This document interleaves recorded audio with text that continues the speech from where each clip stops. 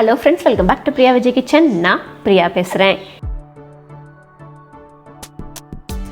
இன்றைக்கி ஒரு சூப்பரான ரெஸ்டாரண்ட் ஸ்டைலில் மஷ்ரூம் வச்சு ஒரு ஸ்டார்டர் தான் பார்க்க போகிறோம். ரொம்ப குயிக்காக செஞ்சு முடிச்சிடலாம். இதுக்கு தேவையான இன்க்ரீடியன்ட்ஸ் ரொம்ப கம்மி தான். சரி, வாங்க வீடியோக்குள்ளே போகலாம். அதுக்கு முன்னாடி பிரியா விஜய் கிச்சனை நீங்கள் இன்னும் சப்ஸ்கிரைப் பண்ணலைன்னா மறக்காமல் சப்ஸ்கிரைப் பண்ணிக்கோங்க. பக்கத்தில் இருக்கிற பெல் ஐக்கானையும் ப்ரெஸ் பண்ணிக்கோங்க.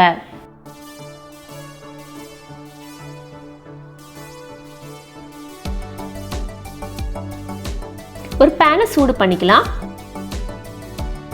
பேன் சூடானதும் ஒரு 2-3 டேபிள் ஸ்பூன் அளவுக்கு எண்ணெய் விட்டுக்கலாம்.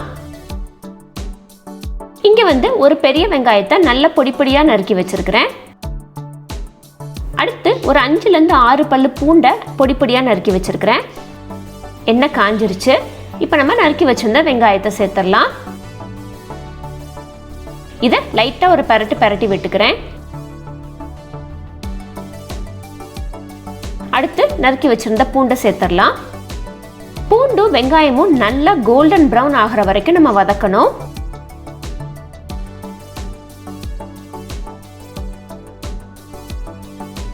இப்போ இங்கே ஓரளவுக்கு கோல்டன் ப்ரௌன் ஆயிடுச்சு.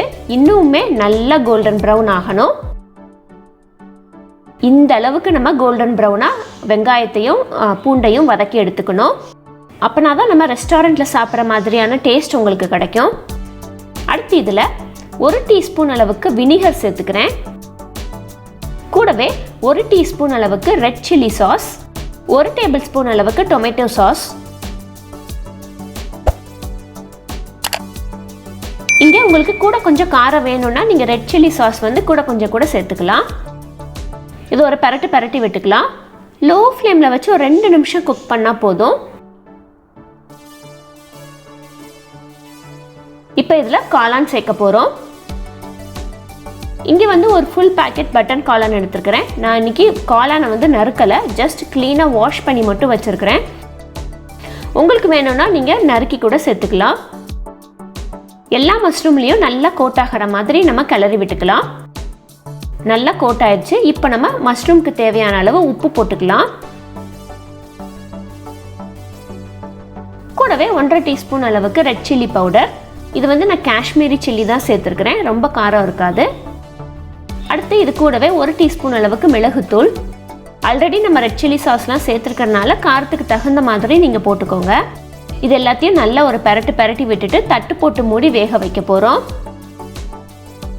நல்லா கோட் ஆயிடுச்சு மசாலா எல்லாமே.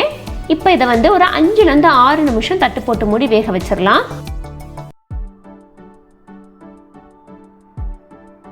5 நிமிஷம் கழிச்சு பாருங்க, நல்லா வெந்திருக்கு மஷ்ரூமு. தண்ணி எதுவும் ஊற்ற வேண்டாம், மஷ்ரூமில் இருக்கிற தண்ணியே போதும். இப்போ இதை லைட்டாக ஒரு பெரட்டி விட்டுக்கலாம். பெரட்டும் போதில் அடியிலிருந்து பெரட்டுங்க, அப்படின்னா தான் மஷ்ரூம் உடையாமல் இருக்கும்.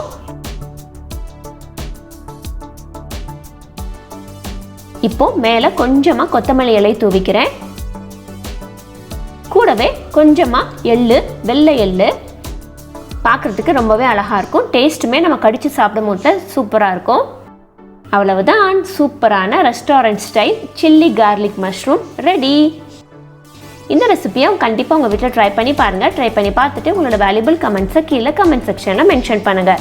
இந்த ரெசிபி வீடியோ உங்களுக்கு பிடிச்சிருந்துச்சுன்னா உங்கள் ஃப்ரெண்ட்ஸோட ஃபேமிலியோட ஷேர் பண்ணுங்கள். தேங்க்யூ. தேங்க்ஸ் ஃபார் வாட்சிங்.